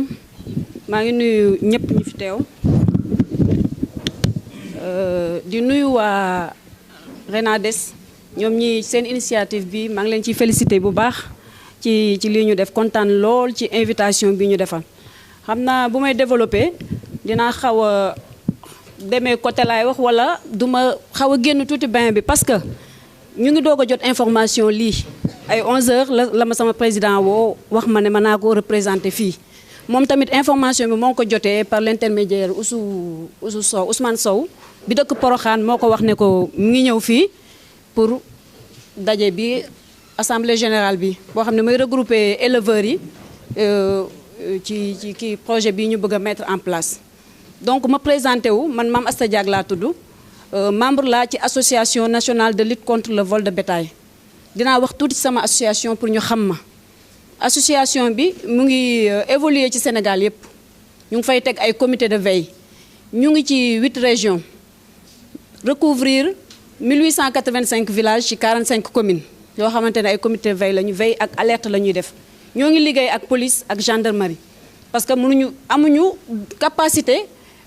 par exemple su cas amee ñu def ci loo xamante ne moo ci war li ñu mën alerter la ñu mën ak wax li xew fexe ba teg ko ci loxo yoon mais foofu tam am na tuuti problème bu demee ba justice lii ñuy liggéey pour jàppale éleveurs yi la éleveurs yu nekk ci biir éleveurs di jàppale éleveurs yaakaar naa lutte contre vol de bétail képp kuy sàmm soxla nga loolu parce que kenn mënatu la yar tey li tax koom-koomu réew mi sooxe loolu bokk na ci tey jii da ngay am sa alal doo ñemee investir nga am sa alal ñu jël ko nga jaaree foofu moom mooy loolu léegi pour li ma dégg fii sànq bi intervention bi ma dégg par exemple ñu wax fii lu ñu wax pour suqali élevage la ñu wax jàppale éleveurs yi pour élevage jëm ci kanam mais kenn mënul jàppale éleveurs yi pour élevage jëm ci kanam te vol de bétail jéemuñoo saafara loolu nag ñun am nañ ci ay projet am nañ ci ay xalaat maa ngi dégg sécurisation du bétail bi sama papa bi wax sànq projet identification du bétail boobu jot nañ cee liggéey lu am solo dadi liggéey moo yombul tey ji di nga góorgóorlu lool mais di nga manqué sa wet peut-être kilifa wala autorité wala koo xamante ne waroon na la taxaw nu mu la war a taxawoo ba sa liggéey gën a feeñ gën a fës ba askan bi gis ci seen bopp. loolu projet boobu noonu nga wax fii léegi ci affaire sécurisation du bétail am na lu ñu ci jot a def dañuy liggéey sunu ay rapport day dem ministère élevage dañuy fekkee foofu ay réunion à chaque fois ñoom dañuy yëgal seen ay réunion lii nii réseau bii ñu taxawal réseau bi lu am solo la parce que lu tax ma wax lu am solo souvent su ma demee ministère élevage fekk fa waxtaan benn problème la ñu am éleveurs yi nañu regroupé nañ daje nekk benn réseau kàddu gi nekk benn ñu waxandoo toujours loolu dama koy dégg kon tey bu ñu demee ba RENADES créé lii taxawal lii éleveurs dañ ciy gis seen bopp kon benn baat taxaw na benn kàddu taxaw na problème éleveurs yi dina saafarawu foofu ñun ak ñoom ñu ngi ànd ba léegi ñun depuis 2010 la suñu association existé ñuy liggéey ci loolu am nañ projet sécurisation du bétail ba tey am na ay fermes yoo xamante ne ñoo ngi ko nar a teg pour sécuriser le bétail regrouper éleveurs yi loolu processus bu kii la xëy na après dinañ am temps pour yaatal ko wala ak ñu ci war a waxal ñu waxal ko ne lii lañ bëgg a def lii lañ kii en tout cas ñun suñu association li ñu bëgg a liggéey ci élevage yaatu na te buñ ko toppee bu éleveurs yëpp tàllee seen loxo ñu ñëw jàppante élevage mën na jëm kanam nekk na benn branche boo xamante ne ponk la bu rëy boo xamante ne dina jàpp ci développement élevage dina jàpp ci koom-koomu réew mi dina dimbale ci wér-gu-yaram sax mën nañ ko wax parce que sànq dégg naa fi kuy wax ay affaire yàpp bi nu ñu koy jaayee nangam naa mais yàpp bi ngay jaay ban yàpp la fan la jógee abattage clandestin mu ngi fi yooyu yëpp mi ngi fi donc vol de bétail daal ci gàttal lutte contre vol de bétail ci gàttal yaakaar naa éleveurs yëpp war nañ cee gis seen bopp pour développement élevage waaw réseau bii nag réseau bii nga xamante ne moom la ñu taxawal du ma wax ne mën naa joxe sama aval ndax dañ maa yónni ndaw rek laa mais gis nañ ci suñu bopp ba pare parce que ñun lii rek lañ doon wër lim ñu intéressé moo tax bi ñu ko déggee dañoo dégg rek jóg tey ci suba lañ jot information bi ñu ko déggee la ñu takk suñu daal ñëw pour fekkee pour liggéey parce que élevage moo ñu soxal lu njëriñ askan wi moo ñu soxal développement réew mi moo ñu soxal waaw ak projet bi ci sécurité bétail bi wax nga ko am na solo yaakaar naa boo jokkoo ak réseau bi liggéey bi dina am solo ci loolu ak également bu ñu jokkoo ak doyen Libaas mais di la wax macha allah ma anta yow ku am réseau nga macha allah ku am réseau nga macha allah bi nga ñëwee ci réseau bi ci nga am réseau ndax loolu mooy lan mbir mi partage la mbir mi bokk la boole doole la ñàkk xam moom ni am na moo tax RENADES joxu ko invitation mais bu RENADES xamoon ni ñoom existé nañ dañ leen jox invitation loolu moo tax ma ne moom am na réseau fu mu toll nii macha allah di ko gërëm bu baax ci contribution boobu di ci boole di jox kàddu gi après. bismillahi rahmaani rahim ñu ngi leen di nuyu yéen ñi fi teew ñëpp ku ci nekk sa tur ak sa sant maa ngi tudd Massata Samb nekk premier vice président bu Reptel bu Tivaouane ñëw représenté si Reptel bu Tivaouane ànd ak Ababacar Lo moom moo nekk secrétaire moo tax xam naa ni damay am ngant léegi mais dem leen fa ngeen teewal ma fa teewal fa aussi association Reptel bu Tivaouane bon ñu ñëw nag wax dëgg yàlla ak contentement ak tamit wax dëgg yàlla wane sunu Pastef ci mbir mi ndax dès le début ñu ngi doon participer ci ay réunion am na réunion boo xam ni ñu ngi ko doon defee ci sectoriel yi Fiara ba fekke woon nañ ko am na aussi bu ñu doon defee Mbour aussi ci Coco Beach demoon nañ ca ak wax dëgg yàlla yeneen information yi ñu fi jot yëpp ci foire yi ñu fi jot yëpp yooyu yëpp doon nañ ko teewe bon pour wan leen ni rek wax dëgg yàlla am na loo xam ni ku mu ñorul du la jaral ngay sol sa dàll di ñëw chaque jour suñ la woowee parce que lii élevage la te ñun élevage moo nu ñor ñun kenn tënkunu waaw ñun toujours rek dañuy xool li nga xam ni mooy avancer élevage ñu di ci dox waaw dama bëgg loolu mu am def benn éclaircissement tuuti pour wan ni leen Tivaouane élevage moo ko ñor kenn tënkunu ci lenn chaque jour rek dañuy xool li nga xam ni mooy jëmale kanam élevage ku ñu ci woo dan la ciy wuy si wax dëgg yàlla réseau bi keroog Thiès wax naa ko fa jël naa parole ma ni leen tey am na lu leer lu bëri loo xam ni leerul woon tey li leer wax dëgg yàlla li nga xam ni lëntoon na xelu nit ñi ba tey jii ñu mën a jël seeni disposition ci ñëw wax dëgg yàlla lu ngeen di def ñu ànd ceeg yéen wax dëgg yàlla keroog am na lu bari loo xam ni leer na ca réunion bi ñu doon def ci chambre de commerce benn nag affaire rek laa leen bëgg a wax tuuti rek mooy que ni am na nu réseau bi doon doxee nu muy doxee fi mu toll nii mooy maanaam tepp-tepp lay def Wolof Njaay dañuy tepp-tepp moo gën yuréet yéen a ngi dox wax dëgg yàlla calmement di dox di ak tamit wax dëgg yàlla di ko teg ci ay normes yoo xam ne yu transparent la parce que léegi dama dégg ñu ni bon problème adhésion yi bon problème adhésion d'accord lu war a nekk la mais tamit am na loo xam ni su ngeen ko jàppalee dara rek day indi ay problème parce que ñun dañu ñëw tey jii fekkee ci réunion te war nañoo dem aussi xool naka lañ ci waxtaane pour xool ñun naka la ñuy ñëwee pour adhérer kon man sama gis-gis mooy que ni yéen a ngi koy doxal ndànk-ndànk muy am transparence ba egsi fii bon buñ ko sorxo nañ ci dem yaa ngi dégg ak applique waaw demee ci ak tamit ci ay façon yu leer yu yoo xam ne daal vraiment du mel ni peut-être xëy na li waral peut-être ñu samp réseau bi mooy que ni yu bari yoo xam ni peut-être xëy na leerul ci boppu nit ñi waaw loolu vraiment maa ngi leen ci ñaax pour ngeen demee ci ak précision. am na aussi sama benn papa bu wax léegi sur le plan juridique loolu aussi tamit bëggoon naa leen cee laaj parce que tamit wax dëgg yàlla adhésion fu muy dem aussi war nga koo teg tamit ci ay sources yu leer waaw Renades d'accord wax dëgg yàlla ni ñuy doxee nii ku ne xam na ni tànki kanam la am du am tànki ginnaaw mais tamit loolu war ngeen cee mën a gën a dox bu baax sur le plan juridique beneen aspect bi aussi ci affaire alimentation bi loolu aussi lu ñu ñor la fii ñi fi toog ñëpp xam nañ ni problème mu aliment dafa sonal bépp éleveur est-ce que loolu yéen a ngi ciy dox pour maanaam tey jii nit ñu tënke fi mu toll nii ci wàllu aliment nga xam ni tey jii ñi nga xam ne ñoo yor aliment bi di ko jaay bu tayee ñu ni temps la ñuy jaayee bu subaa ni ñuy temps est-ce que yéen tey jii waru leen cee maanaam benn doxalin boo xam ni tey jii da ngeen ni ŋànk affaire bi carrément dem imposer wu wan ni leen carrément yéen lii ngeen di defar ñun ñoo koy utiliser suñ ko jëndul seen dara du dox kon war nañoo mën a xool noo xam ni tey jii aliment bi tey jii war nañ koo mën a wàññi parce que xar mënut a toog te du lekk aliment kon loolu aussi ñu ngi leen di ñaax aussi bu ngeen ci mënee dox aussi ngeen dox ci beneen bi ci des antenne régionale yi bon man ci sama gis-gis d'accord mën ngeen a désigner ay nit ñu nekk ci antenne yi ci antenne ñu nekk ay antenne mais est-ce que mun leen woon tey jii bu fekkente ni supposons ku mel ni association bu Tivaouane ñëw na adhéré pourquoi pas yéen ngeen jël association ba ca boppam mu nekk antenne région ba wala antenne département wala antenne commune ba loolu aussi tamit bëggoon naa ngeen indil ma ci ay tuuti leeral bon sama wax nag du gudd parce que wax dëgg yàlla dañ fi ñëw rek ak wax dëgg yàlla yónnee dañ ñoo yónni ñu ñëw teewal fi association teewal fi aussi tamit président Assane Ndiaye wax dëgg yàlla amoon na yéene ñëw teew ci affaire bi mais ngantu aussi moo ko dab ñu ngi leen di jéggalu ci wax dëgg yàlla kàddu yu guddi merci beaucoup.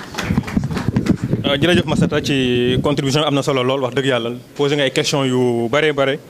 président na ci ñëwaat léegi ci questions yi mënuñu wax nag élevage te waxuñu Galle Aynabe maanaam maison des éleveurs ñu ñëpp foofu lañ bokk Galle Aynabe ndax ay éleveurs lañu donc ñoom dañoo jógee ba Mbacké macha allah suñu nijaay yi ñëw teewal si Renades ñëw jàppale leen ci li ñuy liggéey te ñoo fi njëkk nag macha muhammadin wa ala ali muhammadin wa alihi wa sahbihi sallam taslim asalaamaaleykum mbokk yi maa ngi leen di nuyu kenn ku nekk ci turam ak ci santam may nuyu kuréelu Renades dégg nañu li ngeen wax ndax ñun ay kuréelu éleveur lañu te dañoo juddu fekk ko ci sunuy baay ak sunuy maam ak ba ci sunuy maamaati maam te dara doonul sunu métier lu may càmm te dara it ñoruñu lu mooy ku jóg tàllal loxoom ne damay jàppale sàmm yi te mel na ni Renades loolu ngeen wax ñun nag képp kuy jàppale sàmm yi ñun mel na ni ñun ngay jàppale man nag maay président maison des éleveurs département bu Mbacké maison de éleveur département de Mbacké am na fukki commune ak juróom ak commune bu Mbacké muy fukki commune ak juróom benn muy fukki président ak juróom benn muy fukki président ak juróom benn yoo xamante ne ñu ngi ci département bu Mbacké kenn ku ne président bu jiite mbooloo la am nañu président régional ñu ngi koy gërëm te moom te am nañu président régional moom it nga xamante ne région bu Diourbel moom moo ko couvre moom it ñu ngi koy sant di ko gërëm ñuy sant sunu président niveau national moom it ñu di koy sant ñu di koy gërëm te ñuy sant ministère de l'élevage ak sunu inspecteur de l'élevage yi nga xamante ni ñoom la ñu bokkal fee ñu dëkk Mbacké ay ñuy liggéey ak ñoom it ñu ngi leen di gërëm di leen sant te ñu ngi gërëm président de la république di ko sant parce que moom it fu mu toll mu ngi jàppale sàmm yi ñu ngi koy gis waande fii ñun luñ fi mën a am nañ ko def li wolof njaay wax bu léeg lekkee ci aloom na ko gërëmee coy galas ndooy mi muy Fallou Ndooy ñun bu ñu xamee Renades yàlla ak moom la ñu ngi ko ci sant ñu ngi ko ciy gërëm te di leen xamal ne bi mu ñu waxee réunion ak léegi ku ci rafet taxawaay la ndax moo ñu indi moo ñu defal ay fere ba ñu mën a ñëw fii ci ay 3 heures 4 heures lañ fa déparé et mel na ni ñun ñoo fi njëkk lépp ak moom la kon nag galas it ñu ngi koy sant ñu ngi koy gërëm te di ko xamal ne ñun képp kuy liggéey ci département Mbacké ngay yëngu ci càmm nga ne dangay jàppale éleveurs yi ñun jàppale éleveurs yi rek lañu soxla te moom moo ñu ñor ndax amuñu lu mooy éleveurs yi xamuñu it lu mooy mbirum élevage te mbirum élevage ñëpp dañ ciy war a jàpp ndax dafa xaw a néew doole ci réew mi surtout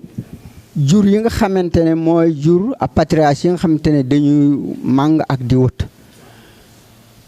te ñooñu su ngeen seetloo seen njëriñ ci réew mi kenn mënu ko wax parce que bu màggal ñëwee gis ngeen ni muy demee bu événement ñëwee gis nga ni muy demee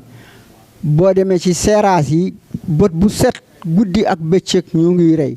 bu xew yi ñëwee ci la ñuy dund waaw kon képp ku ñuy jàppale it na nga ñuy jàppale ci élevage bi nga xamante ne mooy bii wut nga jàppale ñu ci élevage bi nga xamante ne mooy élevage moderne bi nga xamante ne ñu ngi ko dugal ci réew mi ci yar jur gi ñi nga xam ne seen doole may na leen ko ñu jàppale leen ci nag yi nga xamante ne ñooy jóge bitim réew te ñoo ëpp sunu nay ndawal ëpp leen soow ëpp leen lépp képp ku ñu ci jàppale ñun yëg nañu ne buñ ci gisee sunu bopp rek ñun dañu ànd ak yow ndax kaa ñu ànd moom ku la ko wax te ma jàppale la kooku mënuloo ko fay te mel na ni yéen a ñu woo éviter ñu indi ñu fii yàlla ak Galas Ndoye mi parce que moo ñu woo yónnee ñu ay convocation nañu ñëw teew kon nag moom it yàlla na ko yàlla fay te yàlla na ko yàlla jàpp te kuréel gii yàlla na ko yàlla jàpp ba mu egg fi nga xamante ne foofa lay namma egg jëmale fa càmm ga waaw ndax càmm moom képp ku koy defar rek bu yóbba ma ne éleveurs yi Sénégal yëpp ngay jàppale kon nag kaddu gi sax mu ngi bëgg gudd waane damay far yemale ko fii rek ndax li ci nit war a wax yëpp xëju fi waane na ngeen xam ne rafetle nañu jeetaay bi rafet lañu invitation bi ngeen ñu invité waane ñu nit dañoo jiite ay kuréel digg ngeen ñi ma leen limal yëpp ay njiit lañu bu ñu delloo ñu nit ci sunuy àndandoo lii de ñun doy nañu te dinañu leen ko leeralal te bu ñu mënee danañu ànd ak yéen su ngeen ñu dee jàppale ñu jàppale leen ngeen jàppale ñu élevage jëm ci kanam mais liggéey bu mel nii kenn du ko yàkkamtee amul kenn kuy jóg rek nga jiite mbooloo nga yëg si rek nga ne def naa nii parce que mbooloo mi ñooy def mbooloo mi ñoo la fal ñoo la jiital maa ne man lii leer na ci man te doy na ma te li ngeen fi wax fii yëpp xam naa lu am maana ku ci bokk lii dina dem ku ci bokkul lii dana dem parce que ay boroomi xam-xam ñoo ko sëkk te ay boromi xam-xam lépp lu ñu jiite am na benn borom xam-xam mu ngay naan xayaatu bila ilmin xayaatu zamimatun ilmin bila taqwa kalamatul mudayyaw mu ne dund bu àndul ak xam-xam dund bu perte la waande xam-xam bu àndul ak ragal yàlla it wax bu ñu yàq la borom xam-xam it nañu ci ànd ak ragal yàlla su ko defee rek lépp mooy baax léegi maa ngi leen di baalu àq te di leen baal àq te rafetlu jotaay bi jërë ngeen jëf képp ku fi ñëw rek maa ngi rafetlu sa ñëw di la baalu àq te di la baal àq te aussi di leen xamal ne bu ñu mënoon ñu yeewee ko parce que ñun Mbàkke fa ñu ñibbi ak Touba dafa sori bu ñu mënoon yeewi rek ñun léegi ñu yeewee ko bu ñu demee nag dégg nañu gis nañu Galas Ndoye mi lépp luñ ciy def duñu umpante ak moom mel na ni moom mooy moo fay coordonnateur ci kër gi waaw jërë ngeen jëf. Président de la Fédération nationale des éleveurs indépendants et des transformateurs laitiers du Sénégal. Chargé de mission président de la République, chargé d'élevage au palais de présidence.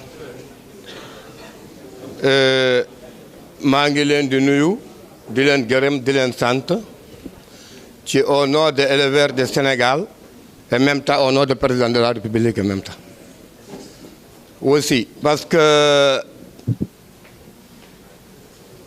xawoon naa leen xel ma tuuti ci biir réewum bi seen yëngu ci biir réewum bi xaw naa ko xel mat parce que am na fu ma leen di seetaan ci ay télé des fois na am na sax la ngeen sax yéene woon sax éleveurs yi am ay député sax ci assemblée nationale wala yu mel noonu wala yu mel ni yéen ñaa Diallo moo ma informé situation bi démb bu ñu tasee suma bureau démb ci ngoon parce que sorante wuñu man ak moom man nag ku yàgga ci élevage la suma carrière bien la ma carrière yëpp ci élevage laa ko def parce que même maison des éleveurs yi ngeen di wax ne ñun ñoo ko créé 86 à Polytechnique école bu Thiès donc man gane wuma ci li ngeen di wax ni li ngeen di wax li ngeen di def ni dama ci nekkul gan aw ma xam-xam ne dama ko yàgg fekkee dama xam ne nag li lu diis la parce que élevage nekkul famille pauvreté parce que plus de 500 milliards boo ko xoolee capital élevage ëpp na foofu ci Sénégal plus de 3 millions individus ñu ngi dund ci élevage ci biir Sénégal te ñoom ñëpp bokkuñu matière bu ñu dunde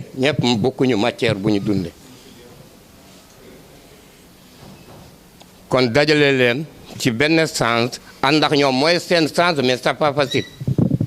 dama leen bëgg a xamal li ngeen def lu baax a baax parce que lii la Sénégal teelee li ngeen sumb ni lii la Sénégal teelee kon su ngeen ko defee ku nekk dana war a jóg ànd ak yéen fekk si leen ci loolu ngeen ànd xeex ci loolu même am ça pour ça amul pour ça am mais au minimum ñu am ci loo xam ne mën na génn njëriñ nit ñi mais yombul nag yombul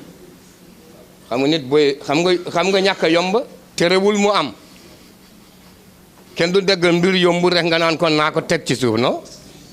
soo déggee mbir yombul dangay wax kon naa gën a góorgóorlu ça ne va pas dire que yombul naa ko bàyyi non boo yombul naa gën a góorgóorlu kon loolu moo tekki yombul bi nañu gën a farlu nañu gën a soo gisee sax ministère bi jaaxle ba tey mu ngi entré de def ay filière xam nga ministre bi tey mu ngi taxaw filière ñëpp ñu bokk liggéey mu defal leen filière parce que dafa mënul dajalee ñëpp ministère bi def na tout pain mënul dajalee ñëpp tey gi xam nga fu mu entré lu muy def seet ñi jaay meew defal leen filière ñi jaay aliment de bétail defal leen filière ñi jaay yàpp defal leen filière ministre bi foofu la toll actuellement nii léegi foofu la toll kon mbir bi tout le temps damay delluwaat ci yombul mais damay tamit wax ne luy yombul du tax ñu bàyyi dañu gën a góorlu mooy indi yombul moom moo tax ñuy wax yombul parce que nit ki soo ko waxee noonu li ngay def dafa facile rek su fekkee lu muy def facilitul boo demee ba fu mu gën a méttee ba moytul mu découragé parce que moom lu facile la bëggoo la yaakaaroon moom lay régler dem ba fekk facilewul ba moytul après dafay gi mais lu am solo surtout aussi sama jigéen bi dama sànq mu wax ay wàll de bétail mu naan la élevage mënul dox fekke wàll de bétail réglé wuñ defe naa wàll de bétail loolu moo indi président de la république def loi de criminalisation de wàll de bétail loi de criminalisation de wàll de bétail 5 ans à 10 ans soo jëlee lu jar a jox 5000 par an nga fay 25000 nga tëdd 10 ans def na ñun yëpp buñ ko àndee encouragé loolu dana wàññi wàll de bétail loolu en temparance rek la. lu ci des élevage dafa yaatu mais nag mbir boo gis ci àdduna day commencé benn doog a indi ñaar doog a indi ñett dañuy on fait la mesure muy avancé ça ne va pas dire que nga yeewoo rek nga naan boo dama bëggoon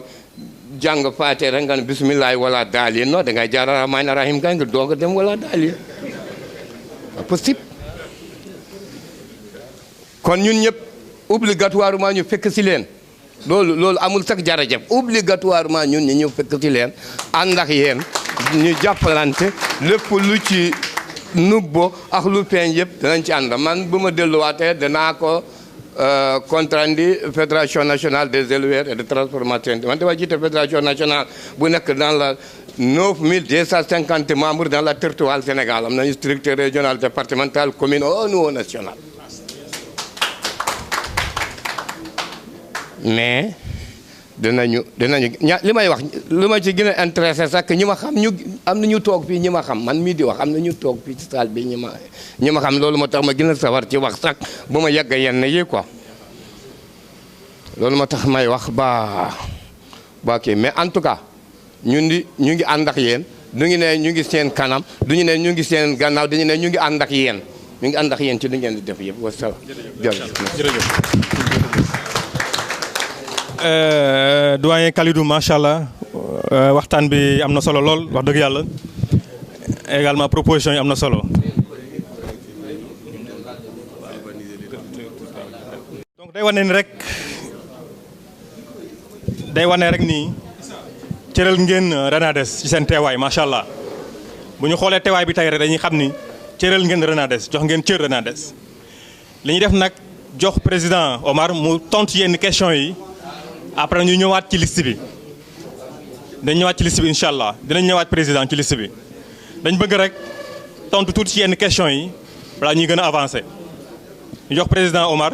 mu def indi yenn question yenn réponses ci yenn questions yi jërëjëf. maa ngi nuyu ñëpp ñi fi teew tey wuy si waa Renades mun naa ni sax ndax ñun waa Renades la. tey ñi fi toog ñëpp dañ fi ñëw parce que dañu lii dialogue interne au Renades la ndax dañu bañ jógee Fiara di ko mbébét ak jaar-jaar yi ñu fi wax yëpp ba yegg si fii tey su fekkoon la ñuy waxtaan ak nit ñi di leen fekki di leen téléphoné di weccante ak ñoom xalaat li leen di wax doy leen kon tey duñ fi ñëw ndax li may njëkk a tàmbalee mooy ci subaak léegi am na 33 associations yu fi représenté wu ci biir salle bi loolu rek firndeel na ni li ñuy dox nit ñi am nañ ci benn yëg-yëg am nañ ci benn gis-gis moo tax ñu ne balaa ñuy dem assemblée générale comme dañ ni démarche participative démarche inclusive def nañu benn tournée am nañu ñu jot a waxtaanal nañu taxaw tuuti woo ñëpp ñu wax leen ci tournée bi nii la tëddee Samy wax na ko sànq lii lañ ci jël comme ay contribution lii lañ fa waxtaanee léegi nañu defaat benn état des lieux ñu mën a xam nag yan jéego la ñuy dox loolu tey mooy mbébétu suñu réunion bi et réunion bi il faut ñëpp xam ni ku fi nekk tey mun nga jël parole nga wax ci sa xalaat ndax li ñu présenté yëpp ay projet la xam nga liggéey bu ñu bëggee mu dox parce que tey bu ñu ñëwoon nee leen dañoo bëgg tey ñu waxtaan ak yéen organigramme mais danañ fi yendu du ñu fi def dara boo bëggee tënk mbir mu dox da ngay jël dara nga teg ko ci taabal ji nga ni li ñu war a waxtaane tey am na ñu ci xalaat mi ngi nii ku ci nekk nag na ci jël wax ci xalaatam pour ñu mun ko améliorer donc na ngeen jàpp ni démarche boobu ci la ñu nekk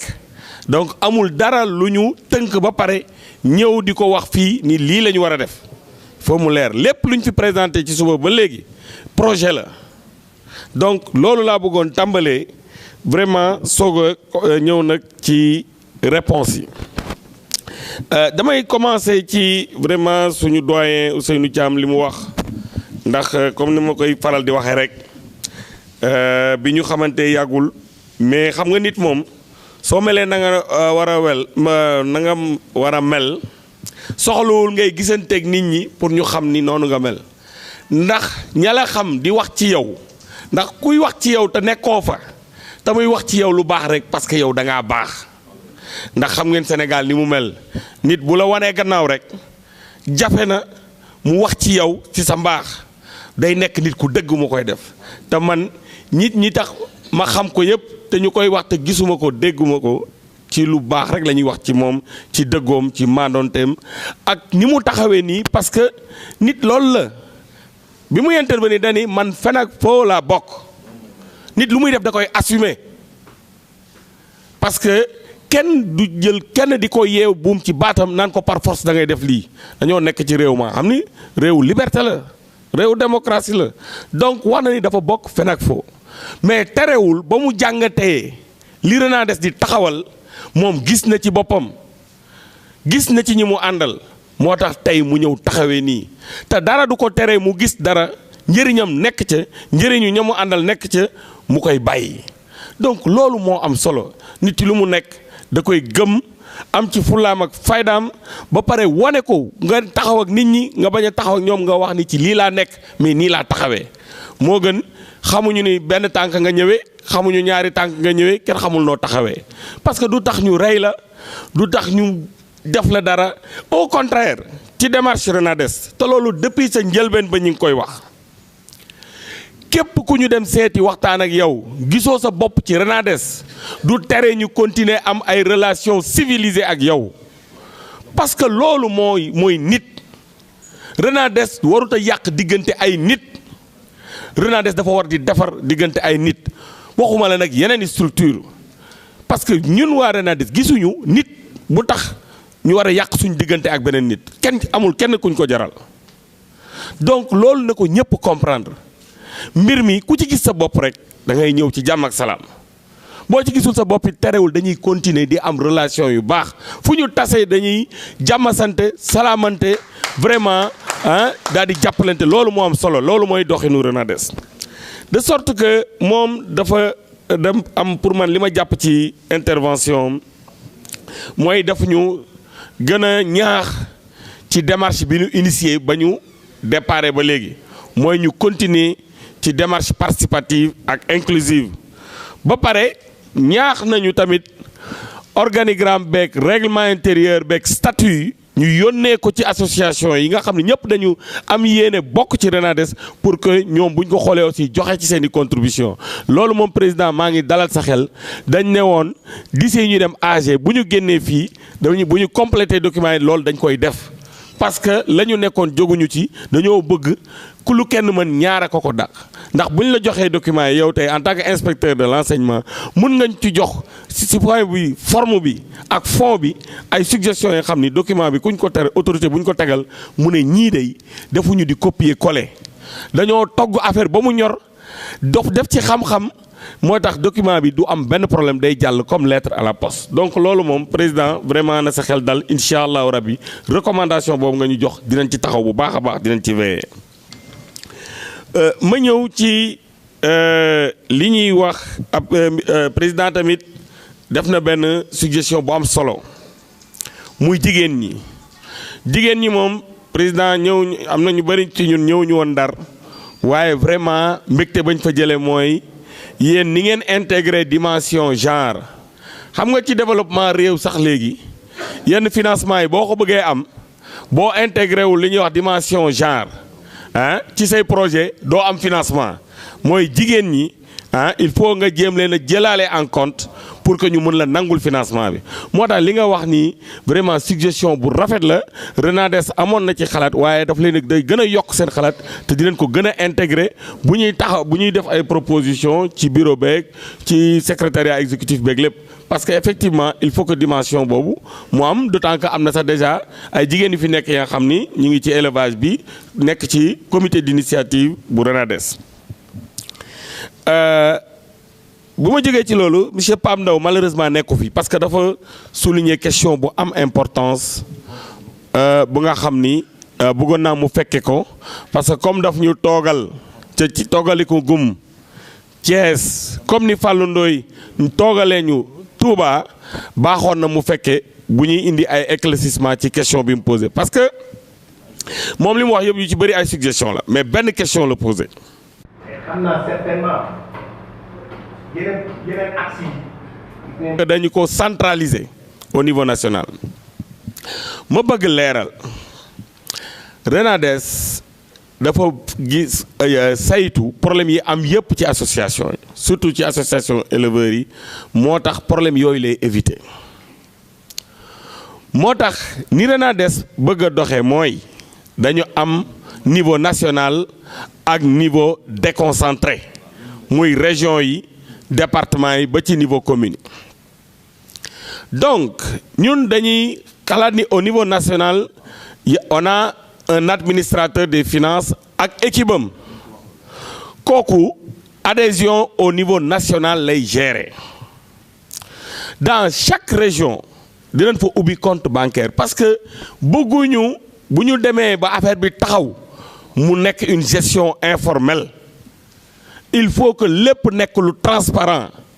parce que ki nekk Goudiri te adhéré ci Renades war naa bind benn mail yónnee ko ni waa Renades damaa bëgg ngeen defal ñu le point ci suñu cotisation yi soxlawul muy ñëw sa Dakar da dañ ko war a envoyé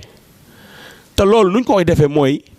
bépp xaalis buy dugg dafa am nu mu war a duggee ci réseau bi buy génn it dafa am nu mu war a génnee te loolu lépp kayit yi leen di yónnee tënk nañ ko ci donc ci région yooyu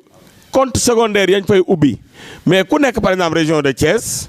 mais foofu ngay verser doo sax verser ci antenne régionale bi il faut mu leer antenne régionale du nekk ay comme nii wala Renades bureau national ay boutique bu mbagg déedéet nit ñi ñëw am jaay ma lii ma fay la lii déedéet bu ñu ubbee compte yi danañ ko ñëpp dana am information yi day am le compte principal à Dakar ak compte yi am ci yeneen région yi su ko defee foofu ngay dem ca banque ba ñu jox la référentiel bi nga versé boo versé reçu boobu ngay jël nag yóbbu ko ci antenne régionale bi mu defal la sa facture ba pare nag enregistré la ba pare nag daal di koy yónnee au niveau national parce que benn fichier national la ñuy am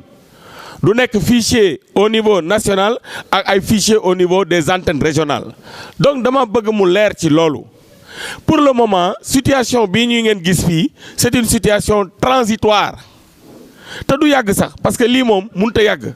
lii ñuy def liñ ubbee nii adhésion yi du yàgg parce que léegi loolu jeex donc dama bëgg mu leer nañ que képp ku nekk suñu représentant ci région yi na def ci boppam ni adhésion yi ci compte bancaire la ñuy décider nit ñi dem di verser xaalis bi di ñu indil reçu parce que loolu mooy indi transparence bi ñu bëgg loolu mooy indi traçabilité bi ñu bëgg parce que wax naa ni ku laaj sa xaalis fu mu dugg dañ la ko war a wax na mu duggee ak ni mu génnee ci loolu la Renades taxaw donc loolu dama bëggoon rek mu leer lii c'est une situation transitoire te du yàgg parce que kayit yi ngeen di wax loolu incha allahu rabbi dinañ ko am ci kayit yooyu ñu waxu Renades tey dama bëggoon taxaw ci benn moment leeral leen te defe naa wax nañ ko à plusieurs reprises occasion bi baax na ma leeralaat ko tey damay tàmbalee ci constitution wu Sénégal pour ngeen xam li ñuy def xam-xam moo ko lal ak gëstu gu mot sëkk. Constitution Sénégal article 8 alinéa 1er mooy joxe la liberté d'association dañ ko bind ci constitution bi ak wax nan lay tëddee ak lan moo mën a tax ñu bañ nga am association que association nag mooy comme ni ñuy wax association wala fédération wala groupement yooyu yëpp réseau yëpp association la parti politique syndicat yi mais dañ ko wax mu leer tellement ci article 8 constitution wu Sénégal alinéa 1er ba wax sax ni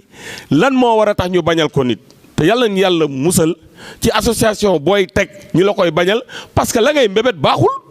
bu dee nag la ngay mbébét baaxul duñ la ko jox alors que Renades nag élevage dong moo ko tax a jóg donc dama bëgg ci loolu ngeen xam ni amul benn problème d'ailleurs pour wan leen ni Renades dafa bëgg dox jéego yu sore bu ñu yàlla mayee ba ñu jot suñu récépissé dañuy fexe ba Renades mu am une reconnaissance d'utilité publique loolu tamit texte yi dañ ñu ko may. Il y a un décret bu ñuy wax le décret 76-193 du 17 février 1976 mooy fixer les conditions pour ñu reconnaître les associations ñu am une reconnaissance d'utilité publique. parce que loolu actuellement bëriwul association yu ko am mais comme waa Renades dafa bëri ñu xam ñoo xam ne seen xam-xam dafa màcc ci mbir yu mel nii dañu bëgg weesu association bi rek mais dem ba am reconnaissance boobu bu ñu ko amee am na problème yu bëri yi ngeen di soulever fii même subvention de l'État foofu lay gën a yombee ndax état bi daf ñuy subventionné bu ñu yeggee ci loolu su ko defee ñu ba pare di vérifier fu ñuy dugal xaalis bi parce que nit ñi ngi laaj fan la ñuy jëlee xaalis pour dimbale éleveurs yi mais xaalis boo koy wut bëri na façon mais li koy lal rek mooy xam-xam mun nga monter ay projet wax naa leen projet yi boo ko monter tey bailleurs yu bëri xam nañ leen du ma fi ne di leen citer soo ci digalul dimension genre du la financer bu ñu amee une reconnaissance d'utilité publique pour am ay dons ay legs day yomb parce que état bi moo ñu garanti sax ci loolu donc yooyu yëpp dañ koy exploiter pour mën a mobiliser les ressources moo tax may compléter sànq li Sibéru wax ci adhésion yi xam nga wax na leen sooy adhérer comme association 100 000 francs ngay joxe c'est un franc symbolique mais loolu adhésion bi la mais cotisation annuelle bi dañu proposer 50 000 francs ma taxaw ci loolu parce que mooy li ma wax ci keppaandaw ga mooy ñun ay proposition la ñuy def fii ñi fi toog mun nañ ni mais yéen ngeen jël kaddu ni mais bu ngeen bëggee association di adhérer des droits d'adhésion rek di 100 000 francs est-ce que du tuuti est-ce que xalaatu leen war nañ ko yokk wala ku ne déet est-ce que loolu ëppul est-ce que duñ ko def 2000 francs loolu moo tax ñu woote tey pour ñu discuter li leen Sibéru wax proposition la su la neexee fii ngeen def ci ay amendement ya nga xam ne day tax ñu améliorer ko donc loolu aussi dama bëgg mu leer GIE yi aussi c'est pareil GIE yi ñoo bokk traitement ak entreprise d'élevage ak bergerie yi ñoo bokk traitement Sibéru wax na leen adhésion bi wax nañ leen tamit lan cotisation annuelle bi individuel yi wax na ko nee na leen 10 000 francs ngay joxe pour adhérer individuellement mais sa cotisation annuelle li ñu proposé mooy 5 000 parce que aussi